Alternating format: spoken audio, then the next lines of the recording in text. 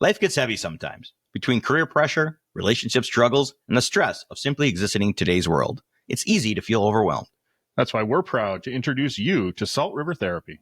Based in Brooklyn, their compassionate team helps adults finally understand their experiences, prioritize their healing, and move forward with strength.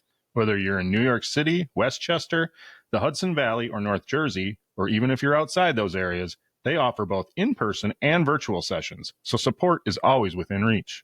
It's time to invest in yourself. Visit Salt River Therapy and take the first step toward a lighter, stronger you.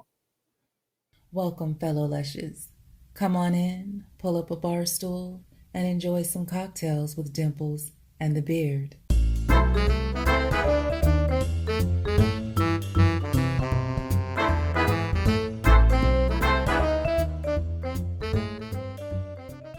Yeah, anyway, bitches be bitches. All right, welcome back to another episode of Cocktails with Dimples and the Beard. And we are starting with the tavern is ready to roll. If only they knew the shit that happens in the 2 minutes before this actually starts. Like the shit that gets cut. Like it's always like as we get closer and closer to when we're going to actually start, it gets worse and worse and worse and worse. And then you cut it off and then you're like, and welcome back to because we're professional. The shit that gets left on the cutting room floor. Just save it and put it all in there for the Patreons. Some people say, right. Some people think we cause trouble on the main episode. Imagine if they heard the shit that gets left on the cutting room floor. Have everybody hating us. Everybody. No, we love everybody and we praise everybody before we start. Hey, you can make fun of me in whatever way you want, however you want. I will. And I will enjoy it. And my point is the same for like I'm not making fun of anybody to have them hurt their feelings. I'm just having fun. Funny's funny. Funny's funny. I know I'm not funny. I've been told to be funnier. Well, here's the thing. We're gonna have somebody come on who is funny, can be funny. Well, yes, is funny. Let me rephrase that. Is funny and can make fun of himself and can make fun of others. And I think he enjoys being able to be made fun of. To be just one of the guys. Because it isn't always, people who, well, you'll see. I think they kind of tread lightly when they're around him. I'm not gonna. We're not gonna. We're gonna go hard in the paint. We're gonna go hard at you, buddy. No, I'm not. No, not at all. Maybe. We'll see. We'll see. You stick around, check it out. And, I just noticed that my shirt is funny, but my beard is too long. You can't really read it. So, no. Anyway, I got to cut my beard so you can see my shirts. Well, yes. See, my shirt refers to the fact that I'm fat, and I don't care. I'm fat because every time I fuck your mom, she makes me a sandwich. And you get fatter from eating a sandwich. You know what I'm getting fatter from? Dr. Bombay ice cream. Holy shit, Snoop Dogg. What the fuck? Best fucking Ben & Jerry, you can suck a dick. Ben & Jerry sucks. Ben & Jerry is good. What do you mean Ben & Jerry sucks? What's wrong with you? It's not as good as Dr. Bombay, peanut butter and jelly. Oh my God. Did you see her butt? Yeah. The generic dirt ice cream is better than Ben & Jerry's. You're retarded. Speaking. You are fucking retarded. No, it's not. Whammo. Ben & Jerry's is delicious. Delicious. All right. I do like their fish food. All right. Well, you know what, people, we really would appreciate it if you could leave a comment in any of the platforms, which is Instagram, X. What's your favorite? What's your favorite? I don't care anymore. What's your? Oh, sorry. Shithole cesspool. What's your favorite Ben & Jerry's ice cream flavor? Leave it in the comments. There you go. Facebook, Instagram, and YouTube. Give us a comment on YouTube. Give us a like, subscribe, and ring the notification bell. Then you'll be the first to know when a new episode is airing. Every Monday at 6 a.m. Central Standard Time. And that bell will tell you that. Yep. But in there, we never want to keep a handsome man waiting. All right. So without further ado, I'm going to get it right this time. Daniel Velasquez. That seems right. Yeah, thank you guys for having me. I'm excited to do it. Thank you guys for reaching out. I caught an episode. I figured it'd be nice to watch an episode of the podcast you're going to be on to know what's up. So I caught your last episode with With DeLee? Chase O'Donnell. So our last one with Chase. Yeah. Chase Okay. O'Donnell. Yeah. I was looking for somebody that I kind of knew, so I was like, all right, I know Chase. Let me Yeah. I'll watch this. Yeah. We love Chase. She's a awesome. sweetheart. Yeah. So Been on 3 Yeah, times she's now. great. Yeah. So thank you for joining us, Daniel Velasquez. We came to know you from the Kill Tony show, where we get a lot of comedians from Kill Tony because it's such a great format, and we get introduced to comics that we probably would never get a chance to see if not for the Kill Tony stage. So we caught for sure. Caught one of your sets, and you were hilarious. So we wanted to have you on. So thank you very much. Thank you. Yeah. No, thanks for having me. I'm super excited. Obviously I love the show, and Kill Tony's been very good to me. So super excited to hang out with you guys. Awesome. Thank you. So the first time you're on Kill Tony, he invited you to do a spot.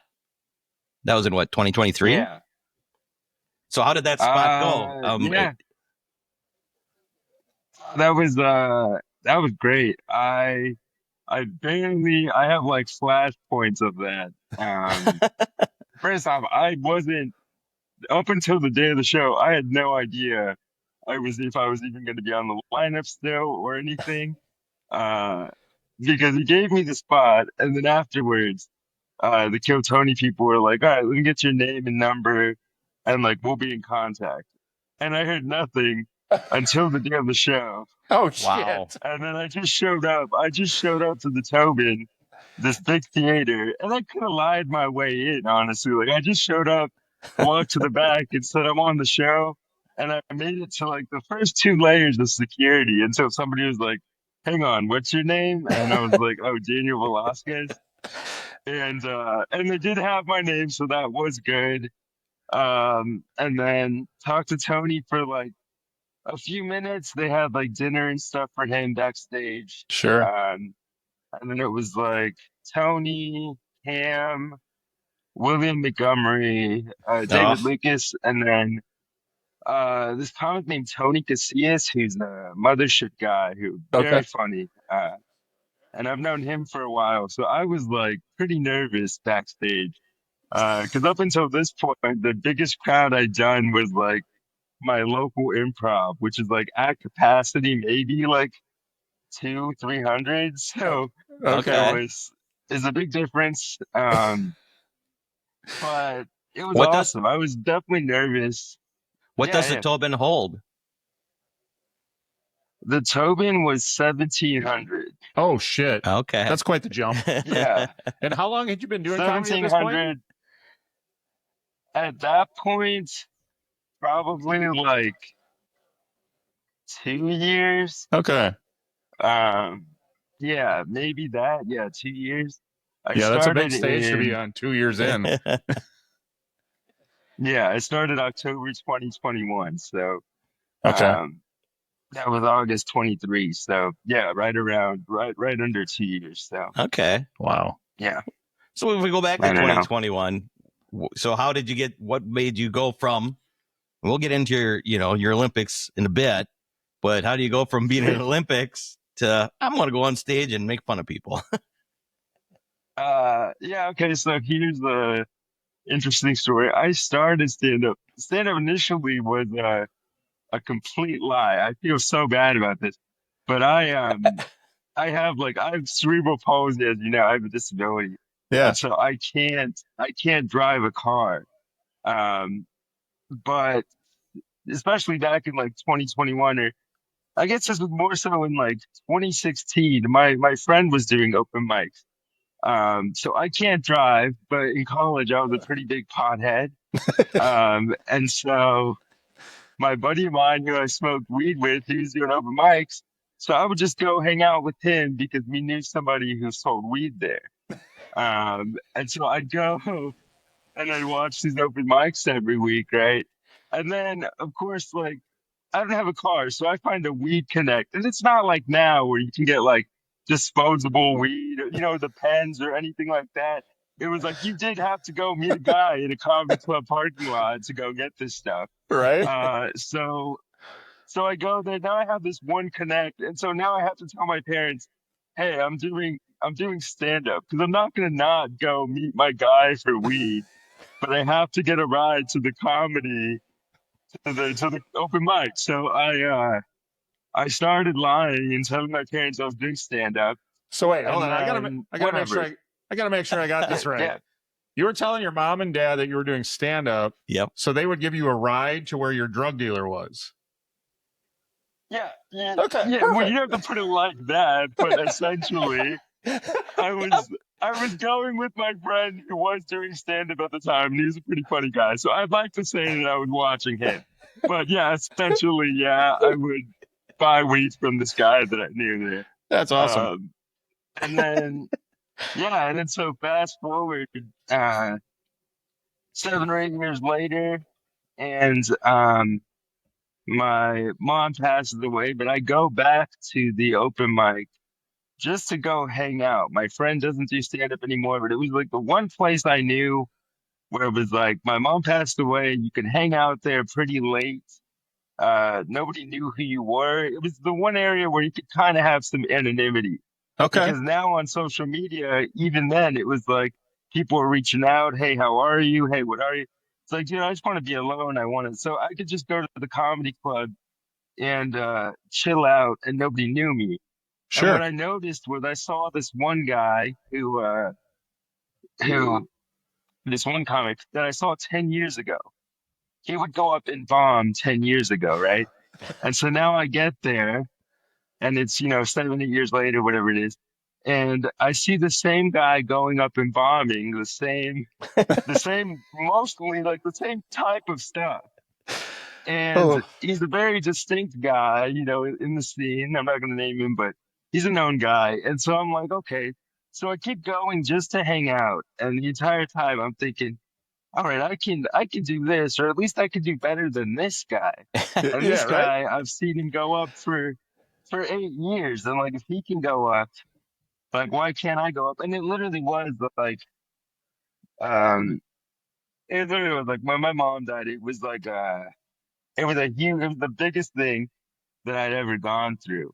Yeah. And so when you're in those first few months, they kind of dissolve your ego to a level where it's kind of almost like survival. And I kind of describe it kind of like as a low level mushroom trip where you're just kind of, it frees you from any type of limitation you've had on yourself or any type of construct of what you think the world is or what it's supposed to be. If you had a good relationship with your mom, like I did, not everybody does that, but there's that stipulation, but yes. Yeah, of course, yeah. And so then when you look at it like that, and then you show up, you're like, oh, then what does it matter if I go up on stage? Because that is nothing compared to what I just had to go through. And so that's how I approached it at first. And then because I did Paralympic stuff, I've been doing public speaking for a long time. Because when you're the one disabled person who's like articulate, everybody just wants to throw you out in front of fucking everybody. So I've been doing public speaking and things like that for a long time. And I learned how to be funny just off the top of my head, just like in my speeches. So then it was like, once I learned how to kind of write a joke, the stage presence was kind of okay. It was easier to get through that than most, I think. So. Yeah, you look very comfortable up there for, and true. obviously the Kill Tony stage, we've seen a lot of people up there. It's very nerve wracking, especially when you get to that interview part. So, and you, obviously you look like you belonged up there. So. Yeah, no, it was the second time too. I mean, you even compare the first time I was up there, I looked 10 times more scared just telling the joke even. And my friend told me I looked like I had shark eyes. Like I was not blinking the entire time. I was you just didn't like blink. locked. I didn't smile the entire time. Like, I didn't even look like I was having fun up there. So. Well, and it's understandable. Yeah. But you did, sure. You're right. You did look that way. Like, let me get through this. Let me say what I want to say and then I'll talk to them. But then So how did the first night you decided to do an open mic, how did that go for you? How'd you do that first time? surprisingly well. Yeah. I was I was like I knew what was good comedy. Like I'd been to the open mic plenty of times, so I know what the good comics were doing. And so when I went up there, I was like, I want to have something that like I think is funny, and like it might not have been like the best, but uh one of the jokes I wrote, I like still use it in my set. So or I still use like the basis of it. Sure. So I mean, it wasn't. Yeah, it was good. I did surprisingly well my first time.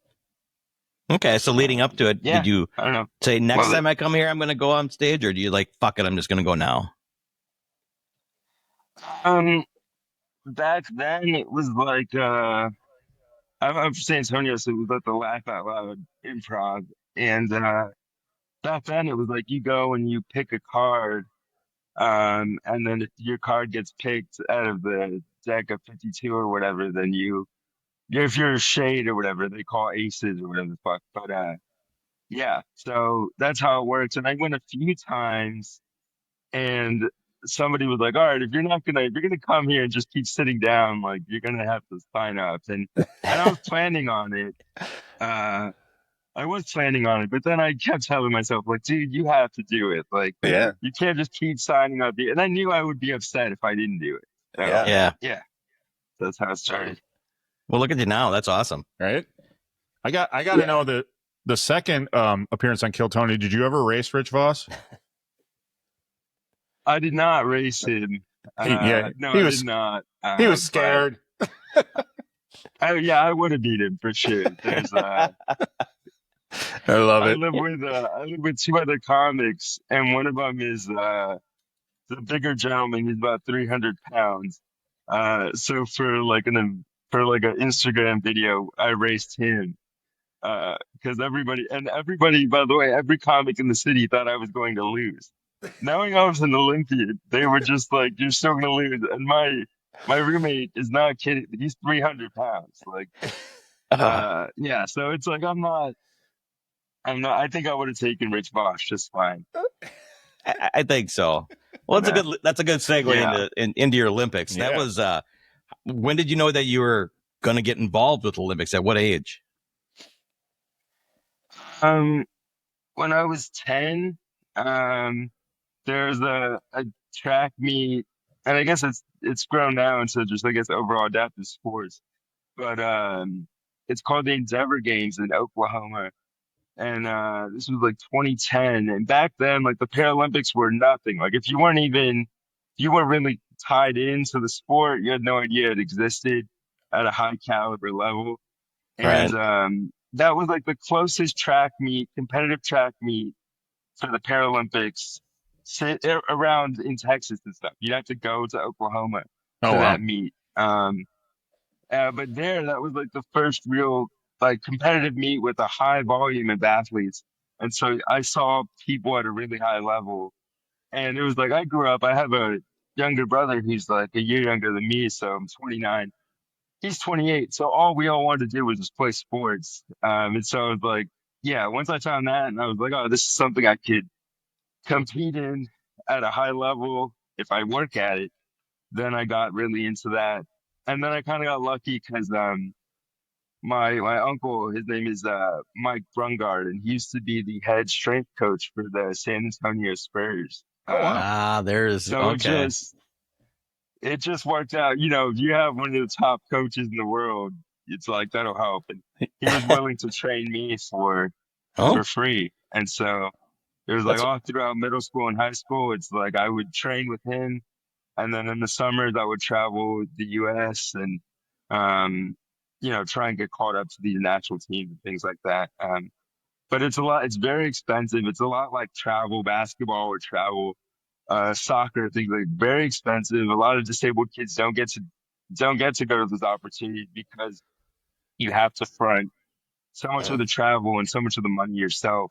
Yeah. And luckily I had good parents that we weren't rich by any means, but they'd save up and my dad worked 2 jobs and things like that. So that's awesome. I was very, very lucky. So that's very cool. Yeah. Well, and then what a great experience. It looks like you traveled a lot. Yeah. Just going through your Instagram, going way back. Boy, that you got to see a lot of A lot of cool areas. Yeah, I traveled across the U.S., met a ton of people. It's kind of like if you're playing high level high school basketball, high level high school football, you're seeing the same people every year in, year out.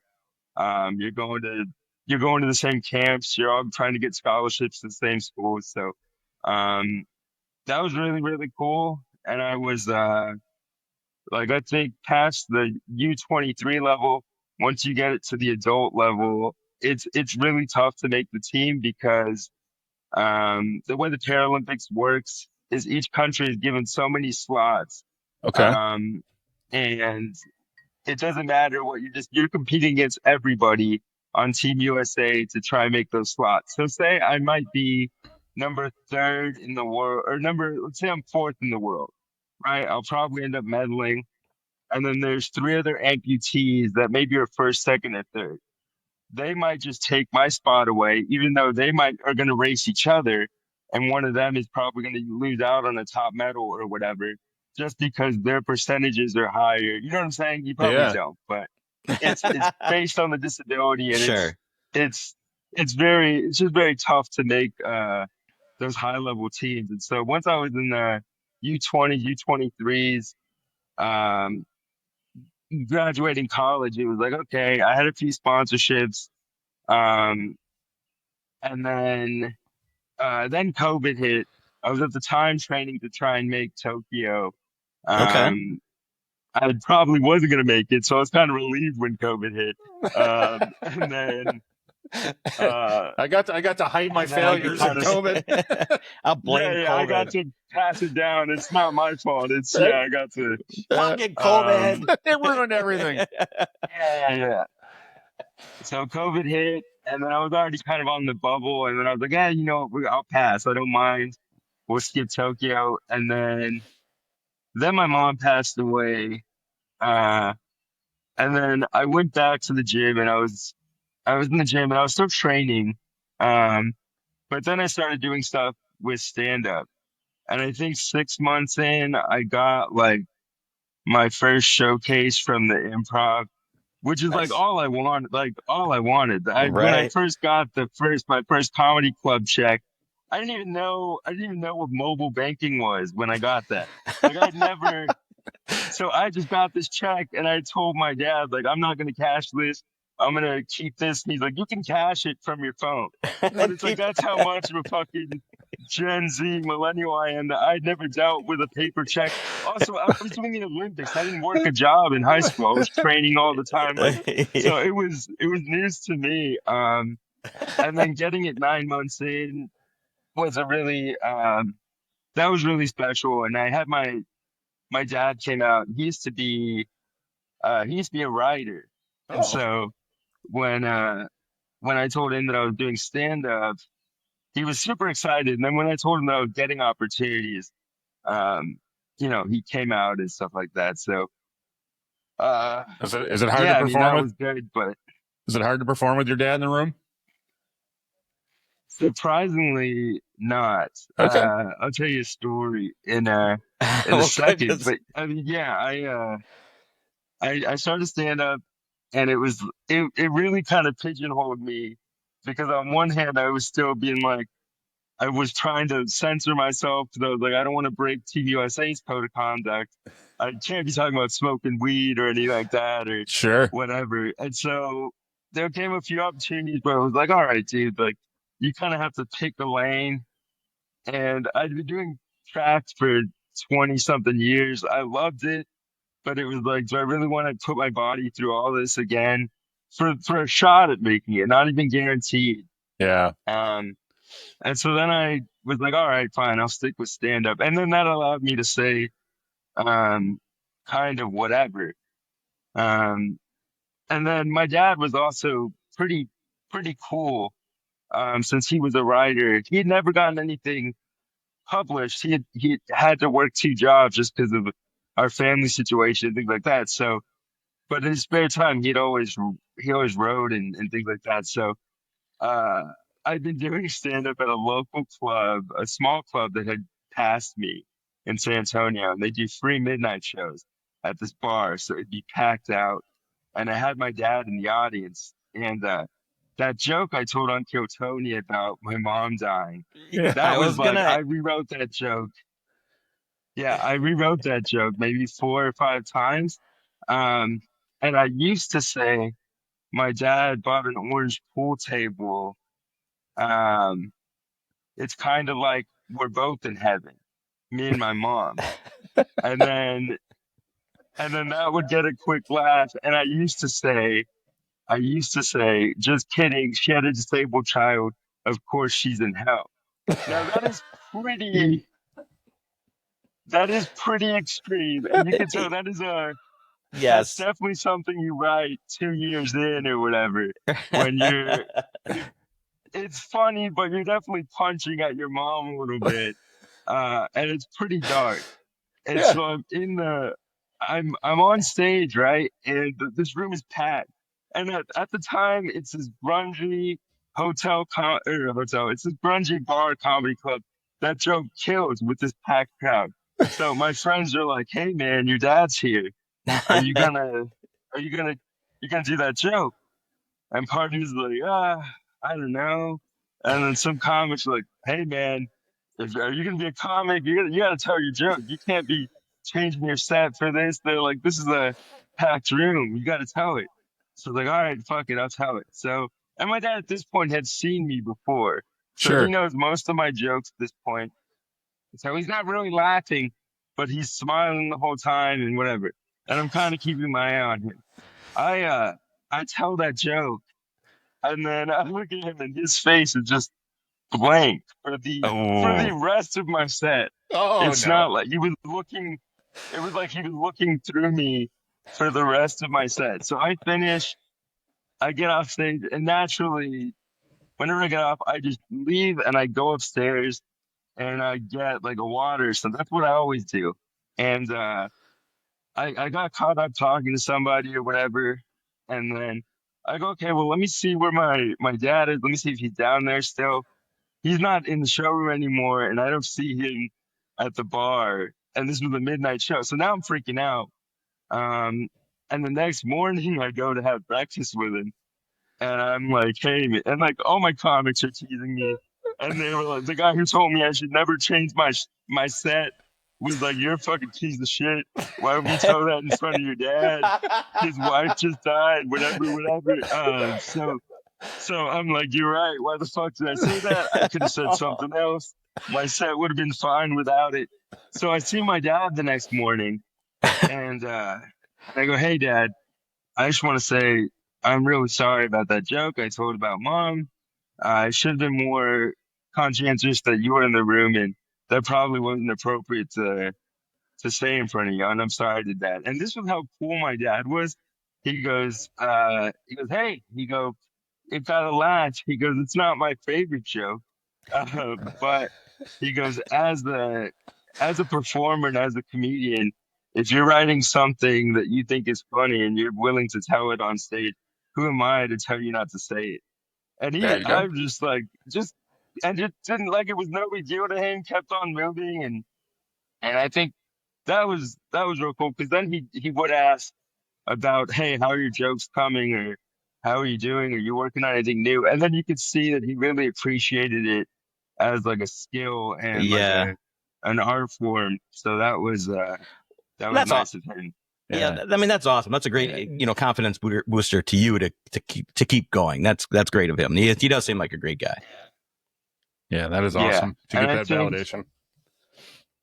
for sure. I mean, I think in this business, um, you do need those moments. Yeah. Because a lot of it, I mean, I'm gonna be 4 years in, and it's like I already feel tired, and I'm like, I'm making shit money, and I'm like, is it worth it? And then you get these moments where, and I'm not talking Kill Tony specifically, but it's like I'll go to the mothership open mic, and you'll Yeah. have guys that I think are really funny that would come up to you and say, "Hey man, that was great," or "Hey, I saw you Sure. open for this guy at the Improv or whatever," and whatever. So, and you do need those moments because I mean, it's not.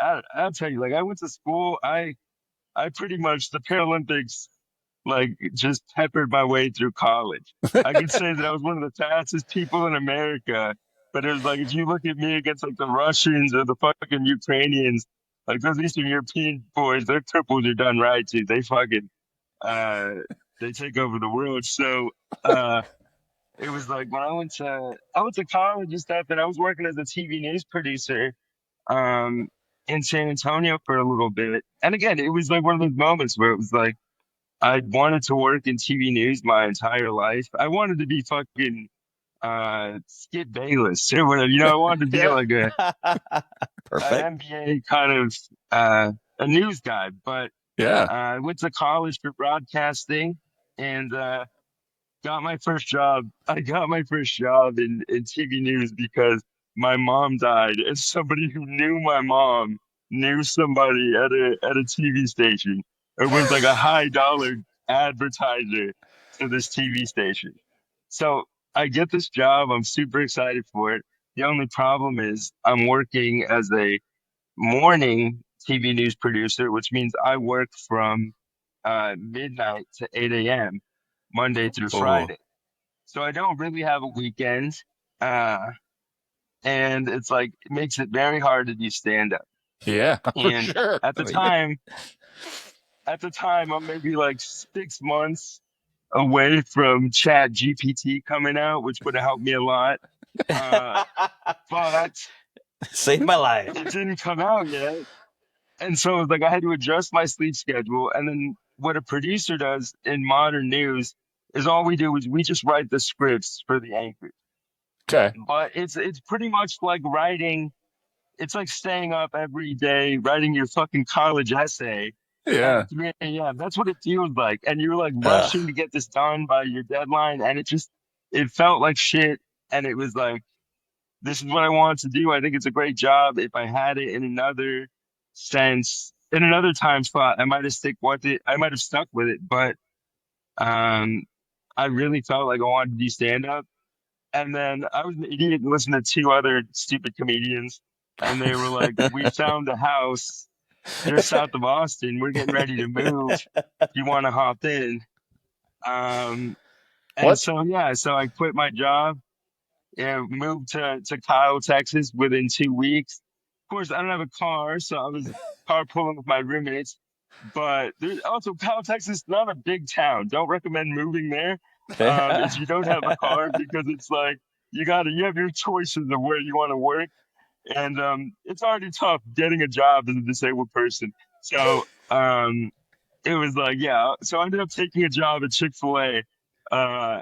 And that was a real gotcha. That was really about like, how much do you want it? Yeah. And like, it's like, and people like comics work shitty jobs all the time, but it's like, I never felt lower than my first day at fucking Chick-fil-A, getting Oh no. orientation from this 18-year-old high school fucking senior and telling me how he found the love of his life. And I'm just like, I'm like, one, your relationship is not going to work out in 3 years. But, Yeah, FYI, buddy. It's Yeah. but yeah, I mean, it's just real. It was just real gut check time. And well, I'm surprised that comedian said, "Hey, let's move in together." You're like, the last time a comedian gave me advice about telling a joke, that you still listen to it. yeah, I think I do like that it's good being a comedian because you get to be around the median American, the average fucking idiot. Yeah. Which like no offense, but it's like if I stayed TV news producing, or if I stayed, I was working working in these disabled nonprofit circles where everything is very corporate, very formal and stuff. It's like I probably could have done well for myself. It looks a lot better now compared to where I'm at actually, but it's like you're not around your average person. So I probably am not going to trust a lot of comedians with many more major decisions. But Fuck those guys. it's a good lesson, and it's been fun. That's all I could say is it might not be the best decision, but it's been fun. So Is it kind of like a I'm having a good time. Animal house, a miniature animal? Pretty much. There's like, I'll say this: with the house gets clean when the girls comes over. Other than that, that's so it's tough. That wasn't my ideal situation. I wouldn't have liked it like that. But you know what? I live with two fucking funny guys, and they all want to smoke weed all day. What are you gonna do? So perfect. Sounds kind of fun. So thinking of that, now let's go back to your college, your training. So when did you get into pot? Were you smoking pot during training? That totally threw me for a loop. About it. Let's go back and talk about the Olympics. When did you start smoking pot? Yeah, so there's a lot of, and you'll see, I mean, the same thing in the NFL, but I mean, all the Olympic athletes smoke pot. And then it's like, I was there, I went to UT Arlington. I'm just naming everybody now, fuck. I went to UT Arlington on a disability sports scholarship. I was one of the first people in the country to be given a scholarship for disability track and field. That wasn't like wheelchair racing. Sure. Okay. And so UT Arlington was big on disabled sports. So I started the track program there, and I would recruit people. And then I met all these wheelchair basketball players. Which, like, if you're in a wheelchair, it's like you can get a medical card pretty easily. And so all these guys from around the country that are coming in to play college basketball, they're all smoking pot. And so it's like I started getting into weed when I was in college a little bit. I think weed, I think it's good for, at least for me, it's good in times of crisis. I think like when I went through breakups, when I went through my mom passing away, it's like your cortisol and your adrenaline are so high that you take a gummy and you take a puff and it just calms you down for a second and it just slows you down. Now, I mean, absolutely. that can be, people overuse it and whatever, and it's not for everybody. But I've always found that it was always good when I was in pretty high stress situations. And then when I was training, it was just a nice relaxer. You're going to smoke and then go take a shower or something or whatever. Sure. So, kind of like that. And, and then of course it was like everyone in college was smoking weed anyway. So sure. Absolutely. They were. Yeah. Do you get tested for it though? As a member of like the Paralympics, do you get tested for weed? Yeah, we did. There were periods. Everybody did it. You just knew. You knew when the test was coming? Periods when you were like, not when, but you had an idea of like, this is their winter block typically. Sure. And you know that you're not going to really get tested in the off season. And if you did, you'd be able to miss one test and like, you're pretty much more or less know when. Do you ever go to your buddy and say, hey, I need your piss? I've never done that. No, I was always clean. I was also super paranoid of getting caught. Cause I mean, then you could just be fucked. Like one missed test, it's like, oh, you're a 3-year ban. Okay, well that's your prime. Yeah. Or, it's maybe not even that harsh, but it's like very well could be. I mean, USADA was definitely cracking down at that point. So 2 years is a long time, yeah. But yeah, everyone kind of just did it and got away with it. Helped each other out. Had fun doing it. Yeah. Oh, that's fun. That's awesome. And, yeah. So it was great. What is the Paralympic experience like? Is there like an Olympic village like there is for the able-bodied Olympics? Are you guys all hanging out and cavorting? Yeah, no, yeah. You use the same facilities. Oh, okay. And everything. It just takes place 2 weeks later at the same venues and everything, but it's 2 weeks after the regular Olympics. Okay. And it was like same thing with like when I was on Team USA, I was like on the under 23 national teams, and same thing. You go there and you're staying in the big dorms and you're having big parties, and they do bowls of condoms. I was just gonna say, how many condoms do they hand out for that? they have some really cool. They have some that were. My friend has some that were unique to the Paralympic Games. So it was like a condom, but it had a drawing on there, some animation of like wheelchair basketball or like track and field or something. It was cool. It was cool stuff. So, yeah, it was a lot of fun. So basically, the regular Olympics was a warm up act for you, which is the grand finale. Right. 2 weeks later. That's what we say, and that's what we say. That's what we call it. And it is true because you get any type of glitches or fuck ups with the animatronics or the lights or whatever, they'll smooth out the kicks. Yeah, there's half the people there, but you know, but I mean, it's getting more popular, so that's always true. good too. So what? So you have any fun stories to tell about the village? I mean, you were naming people before. What the hell's a little more? Let's see. Fun stories. Anything serious? When I was I guess like when I went to England, I was 18. Oh, and it was like you could drink over there when you were 18. And so it was like, but of course, if you're on Team USA, they're like, no, you can't drink. You're under American rules, 21. So it was after the games had already ended, and we had already become friends with the English people or the Irish people that speak English, I guess. And so a couple of these guys were like, oh yeah, we're all going down to this pub. And I'm thinking, okay, cool, we'll sneak out, no problem. But it's crazy. I didn't know how hard it was to sneak out. You're sneaking out 7 different disabilities. It's a lot harder than it looks.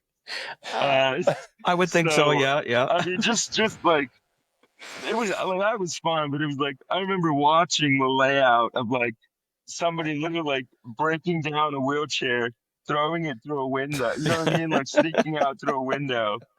And I don't know if it's worth it. Like I don't know if it's fucking worth it. But yeah, so I mean that was always fun. When you would go internationally, it's like you would go as a group of like fucking 15 disabled people plus whatever, how many coaches. And it's like the Chinese or the Asian people will just stare at you. They have no issue. Just like fully just staring at you. People are taking photos. It's crazy. So that was always fun. I dated, if she ever listens to anything I do, I'm so sorry I bring you up. I dated an Irish, a little person from Ireland. Wow. Okay. For you got the accent there too. Yeah. Nice. Okay. Yeah. She was from Ireland. She had family in the States, and she would come and but she was very good at her sport, and she would come and train in America and stuff. And we'd see each other in the summers for competition, and then she'd come over and stay. What was her specialty sport? It was a big deal, but every time I tell comedians that, they're always just like, "What's it like dating a midget? And I'm just like, "Yeah, I don't know. It's fun, I guess." I think. Let's cut to the quick. What's it like fucking a midget? I was trying to ease into it until you said something there, Daniel. Yeah. I think we all have that fantasy just a little bit somewhere. No, I mean, if not curiosity for sure. I mean, no. Their torso is like the length of a pillow. So it's pretty much just like your lengthwise, like having sex, like it's fine. And the only thing about little people is like all of their anatomy is like perfectly normal size. Their only deficiency are their limbs. So their arms, legs, and head are all what's like messed up, but their other stuff is anatomically right on. Correct. So it's kind of like going back to grade school when I was humping my pillow. What? Yeah, pretty much. But it was like when you're a real human person, but I guess more or less. But no, she's great, and she probably hates me now. She works as a fucking. I don't even think she's doing sports anymore. I think she works as like some brilliant child psychologist, so she's doing way better than I am. So I think you get that wrong. I think she's you know, she needs therapy and psychology to get through what she went yeah, through. probably, probably, yeah. We No. were, yeah, no, it was fun. We had fun. She was cool. Yeah. Well, that's Good great. It's girl. a great memory, right? I mean, you joke about it, but it's great to have those memories and those loves. So what were your what were your events in the you were a sprinter? Yeah, so I used to do, depending on your disability, certain events were only available with a certain disability. So for my disability, the only running events available were the 100 and 200 meter dash, and then the shot put was the field event. So I Okay. threw shot put, and I was a 100 meter sprinter. Nice. But yeah, towards the end of my career, it was like shot put training is a lot easier than sprinting training. So I kind of specialized in that. And I got my uncle, you could Google this guy, Mike Brungard. He's like this old school Irish Catholic guy who was training the Spurs in the fucking 90s. And so he's training me. I always loved training with him because sometimes we'd go to these public tracks at like 10 a.m. and he's timing me and he's having me do like 300-meter dashes, which is like 3/4 of a track. And so he's doing that so I can get my endurance up when Sure. I'm like a 100-meter sprinter. So he's just timing me all this time and okay, run it again. But he's calling me, he's old school. So he's going, pick it up, faggot, pick it up, just like dropping full F-bombs. Yes. And then we're at some university track. And and these people were giving him looks like you're just berating. Nobody knows about the Paralympics, so they're like, you're just berating. It looks like you're just bullying this disabled kid. Yes. And he didn't give he's a going, fuck. not good enough. No, not good enough. But he's no, he didn't always drop slurs, but he would drop them on occasion. Occasion. Sounds like a scene out of a movie. Makes you wonder what he called David Robinson. Oh yes. No. So I assume you're a big San Antonio Spurs fan, huh? Oh yeah. Yeah, I like the NBA in general, but yeah, the Spurs are my favorite team. We're in Wisconsin. I'm starting to hear Giannis to the Spurs that's the trade rumors going around. That's the rumor. Yeah, it is. Yeah, But what a fucking team that would be. Huge Tim Duncan fan. Tim Duncan fan. Was awesome. We would watch, and if they made it, I know I'd root for him because I loved him. I loved watching him play. Yeah, Tim's great. Yeah, that was. Now great. you ever get a chance to meet him? A few times. Yeah. Yeah, I've met him a few times.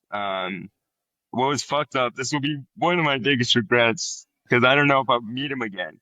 But it was like the week my mom died. It was like my uncle now lives in Kansas. So that's where his family's from. So he moved back out there a few years ago after he left the Spurs, to go be with his family. Cause I mean, he fucking spent 20 years traveling with an NBA team. Yeah. So whenever he comes into town, which isn't very often, he goes and hangs out with the Spurs guys or whatever. So the week my mom died, we're hanging out. The funeral was like in 2 days. And he's like, oh, I got to go meet Timmy tomorrow for we're going to work out and go get lunch. And wow. I should have asked it. Yeah. I thought about like, this would be the perfect time. Last time I met him, I was like maybe 14 and it was like, or not 14, it was 18, but it was a quick like handshake and like just passing him by. Sure. This time I would have gotten to go chill with him. And I've sat with him for dinner before, but I was like a little kid. And I regret not asking to go because my mom was like, yeah, he would have taken you. Your mom just fucking died. It's nothing to him. He hangs out with him. Yeah, use it with him all the time. So what do you think? Well, hopefully again someday. Yeah. What do you think of the coaching situation? What do you think of the coaching situation with the Spurs now that Popovich is moving to the front office? I mean, they'll be fine. Mitch Johnson's a good coach. Pop set him up well. If they really have to get somebody, I don't think they will, but there'll be plenty of coaches that would want that job, Yeah. Oh, yeah. especially with the young core that they have. So I'm not too worried about that. Especially we got the number 2 pick last night in the draft, so Yeah, we're after looking the- good ourselves. So after that rigged lottery. Yeah. Yeah. yeah, no, yeah, that was the most You guys got rigged fucked. lottery I've ever seen. Yeah, you No, guys it's got fine. fucked. We got it last year. We can't get him. Can't get him back to back. It's fine. That's fine.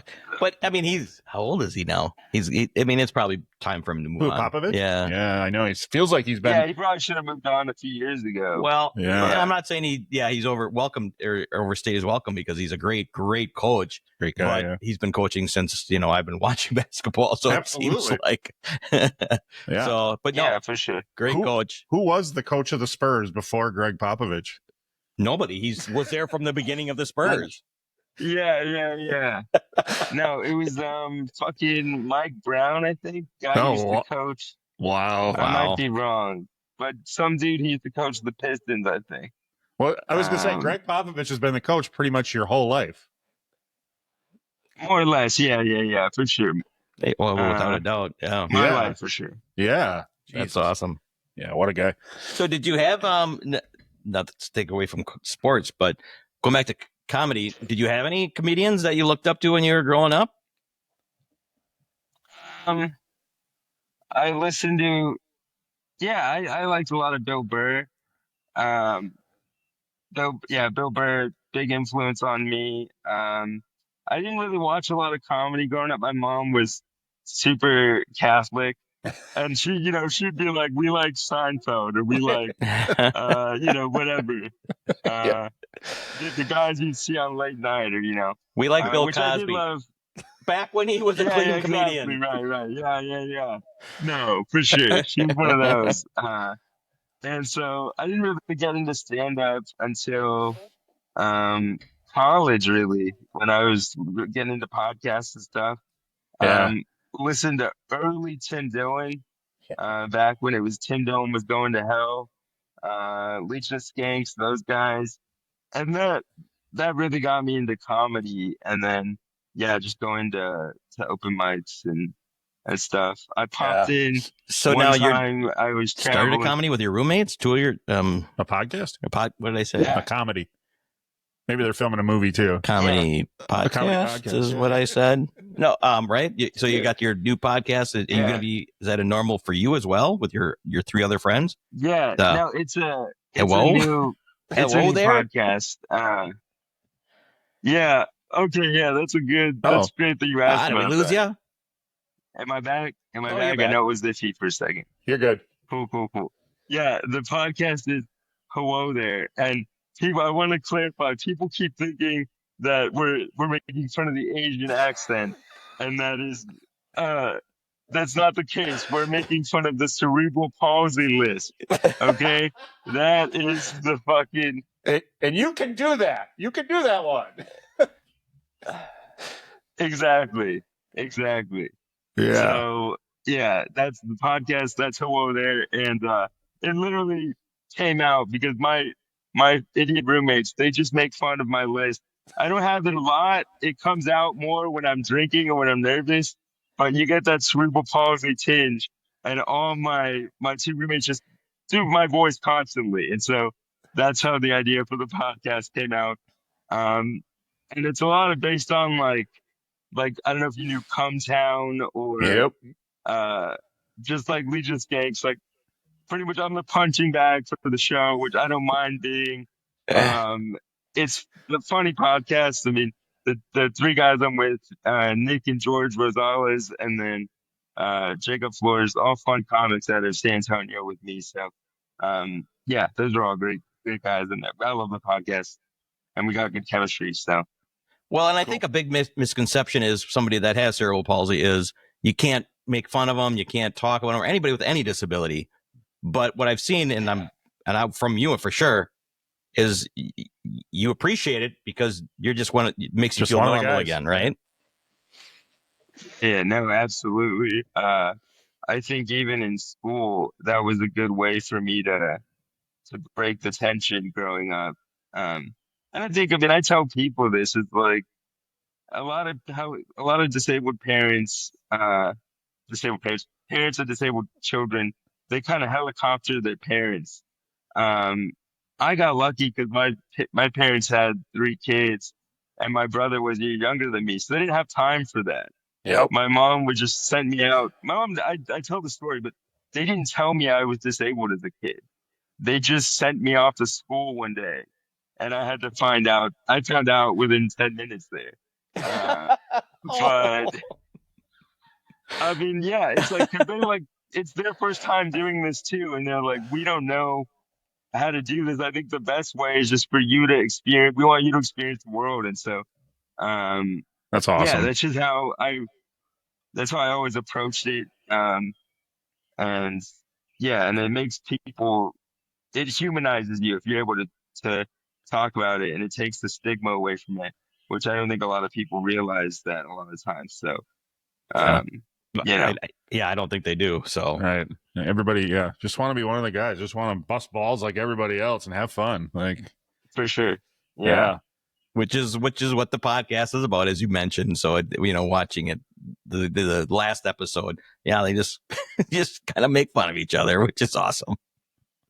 Well, speaking of Yeah. podcasts, I got to know, are you still high from the High as Fuck podcast that you did like a year ago? Because I was watching that and I'm like, holy shit, that joint never stopped moving for like an hour. What the fuck? No, yeah. Yeah, those guys are insane. When I used to do a show, there's this just great local cannabis collective out of San Antonio, and I used to run a show there. And that was like you get your real training in because the entire time that show was just getting filled with smoke the entire time. I'd have sober comics. I'd have sober comics that would go and be like, I want to do your show because I'm not going to smoke, but I'm going to get high, and it's not my fault because I'm here for work. And I mean, It's like yeah, that's it's a like life hack. that. Yeah, that was the type of thing that we were running down there, and yeah, that was so much fun. Danny Boy's Hemp Company is a great store out in San Antonio. Yeah, I just started following them on Instagram because I was watching that episode and I was like, that looks fun. These guys like to smoke a lot of weed. Yeah, they're great people, and they're big comedy fans. So are you not running that show anymore then? Is that show not? No, it just got too difficult with like scheduling and Sure. stuff, and it was like they had other like expansion plans for the store, and it's like if you're gonna do a show like that, especially with good comics, it's like we need to have a set date, certain times in advance, and I didn't want to fuck anybody over, including the shop. So Right. we Yeah. had a good little run for about a year and a half, but Okay. yeah, they're doing they do still stand up out there, but yeah, just different type of stuff. So Sure. What a great place for a comedy set at a weed store. That's great. yeah, no, it was great. And, People are gonna laugh at it even if yeah, it's they're funny. perfect. Everybody's already got the giggles, so you're good to go. Yeah, for sure. And it forced me to write a lot more because at the time we were doing once a month, and it was like most of the time it was like a lot of the same people were coming through, and so it forced me. I was hosting it, so it forced me to run some different jokes and Sure. and things like that. Yeah, for sure. But yeah, no, that was fun. And yeah. Well, I did want to ask about being on there with Theo. And have you ever heard his comment before? Had that ever come up about God wrote your legs in cursive? No, that was brilliant. I wish I wrote it. It was I really couldn't. That was just the perfect line. I really couldn't believe it when he said it. Okay. Fucking Theo. And just his whole demeanor. It's like the way it's like that's the perfect thing for Theo to say because it was wholesome enough too, where it was like that fits right in with his aura and his type of personality and right. And he was kind of sticking up for you when he said it, kind of. Yeah, for sure, sure. Yeah, okay. That was brilliant. Yeah, and yeah, no, it was great. Theo was super nice, and Tony was great, by the way, too. Yeah. And Redban. I I did feel bad. I kind of put Redban on the spot because I said that he didn't give me the secret show last time. Uh, and then so I did make him look bad. So then he said, probably because you relied on some of your crippled jokes, which credit to Tony, which I will say this, there's a lot of disabled stuff that is overplayed and it's not original, not funny. But credit to Tony for being like, yeah, you can't talk about the fucking one thing in his life. That's a big fucking deal. So Right? I was nervous going to the secret. I was nervous going to the secret show, because I was like, is Red Band gonna be kind of cold? Is he only giving this to me because I kind of called him on it? And then he was super nice. Just said you were fucking hilarious. He introduced me to whoever else was back there. So this guy's been on a few times. Really, really funny. So Yeah. yeah, super nice. Let's see what else. Now you Cam's got the. always been nice. I was just gonna say, and then Um, you got a spot with Adam Ray too. yeah. So I'm supposed to do that. That was supposed to be last month, or yeah, last month in April. But that was during the Moon Tower Comedy Festival. So Oh, he hit me up the week of and just said, "Hey, dude, it's during Moon Tower. I have some people hopping on that I haven't seen in fucking forever." Mhm. Which is understandable. Sure. Um, he was like, "So I'm gonna have you do the mothership in August." Um, Okay. he was like, "So I'll keep in touch with you." So yeah, not too upset. And at the end of the day, like I wasn't going on Kill Tony thinking I'm gonna go get a spot. right. I would just wanted to show that I was funny, and there was a good amount of people that had remembered me from the first time, which I was surprised. I did make the mistake of outing myself where I work and what store I work at. Um, and I gotta be honest, the first week after the episode dropped, I thought I was going to lose my job. Because we had some people come by the store the day after. Like I worked the day shift, and we had like four people the day after, and I think four people the night of, and then four people the next day come during the night shift and ask for me specifically. Uh, Ooh. Oh. one one guy, I don't know whether to be offended or not, but one guy showed up to the store and said, "Where's Albert?" And my manager goes, "Albert, who's Albert?" He goes, "Where's Albert? I know he works there." He said he works here. He goes, "I don't think we have an Albert here." He goes, "The guy with cerebral palsy, where is he?" And he goes, "Oh, you mean Daniel?" He goes, "Yeah, where is he?" He goes, "Oh, he's not working right now." And he goes, "Oh, okay, well, he's very funny, and I'll spend money when he's here." And then just like ran out. And then like we apparently some other people came in. And so the next day I got called to my boss's office, and he was like, "You're pretty famous now, huh?" And I was like, "No," I was trying to go, "What are you talking about?" Uh, and he was like, apparently, he was like, "We had four people coming in last night looking for you." He was like, "Apparently, you're pretty funny." And I was like, "Okay." And he was like, "Yeah, I saw the joke." He was like, "I thought it was pretty good." And I was just like, Okay. "Oh, all right, thanks." And he was like, "Yeah, man." It's like, as long as you're not causing problems and you're bringing business to the restaurant, like, I don't care. I was like, "All Right. right, man." Like, thanks. And then it turns out that he'd been to the mothership and he watches Kill Tony every now and then, so it kind of Gotcha. worked out. But So he gets it. He gets I it. was Yeah. nervous, especially yeah. So we'll see. But Do you that was always fun. I still run into people that pull up and it's just like, "Hey, we saw you," Oh yeah, I'm and sure. it's always cool. Are you Yeah. are you like a weekly guy? Do you go to sign up for Kill Tony every week? Yeah, so right now I kind of again I not the smartest decision, but my work schedule is kind of built around that. Like Okay. I have Mondays off, and since I don't drive, both my roommates work in Austin, so I'll go in with them when they go for work at like 8 a.m. and then I'll just chill for the entire day. I'm used to not having cars. I'm used to getting around and having to fill my time. So, Sure. you know, I'll do that and whatever. So, the way I see it, it's like I've gone on twice and I've gone on incredible opportunities. Tony, I'm sure he is nicer to me because I'm disabled, but I mean, I am funny and, you know, I don't know. I think I'm very marketable Yeah. and, I trust, like, I really want to do this and like, I just trust myself that I'm going to make it happen. So, Yeah, yeah, I I don't know. don't think you're giving yourself enough credit there because Right. I don't think Tony's nice to people unless they're funny. So I don't think he gives a shit about disabilities. He's only nice to you if you're funny and you're funny. Yeah. So Yeah. that's awesome. Yeah.